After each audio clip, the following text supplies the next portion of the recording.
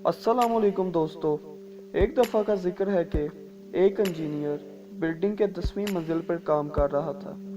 एक मजदूर बिल्डिंग के नीचे अपने काम में मसरूफ़ था। इंजीनियर को मजदूर से काम था।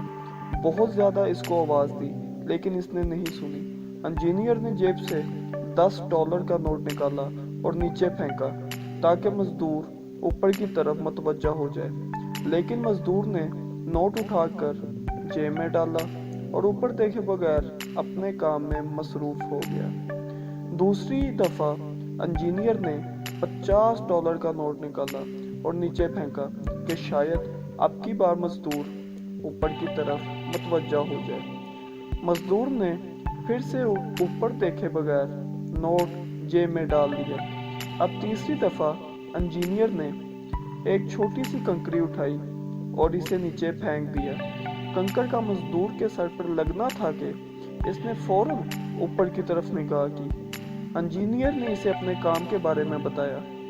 ये दर हकीकत दोस्तों हमारी ज़िंदगी की एक कहानी है। हमारा मेहरबान अल्लाह हमेशा हम पर नेमतों की बारिश करता है कि शायद हम सर उठाकर इसका शुक्रिया अदा करें, इसकी बातें सुनें, लेकिन हम इस तरह इसकी बात नहीं सुनते। लेकिन जो ही कोई छोटी सी मुश्किल, परेशानी या मुसीबत हमारी ज़िंदगी में आती है, हम फ़ौरन इस ज़ात की तरफ मुतवज्जह होते हैं। हमें सिर्फ मुश्किलात में अल्लाह याद आता है। बस हमें चाहिए कि हर वक्त जब भी परवरदिगार की तरफ से कोई नेमत हम तक पहुँचे, फ़ौरन इसका शुक्रिया अदा करें। शुक्रिया अदा करने और अल्लाह की बात सुनने के लिए सर पर पत्थर का लगना लाजमी नहीं है।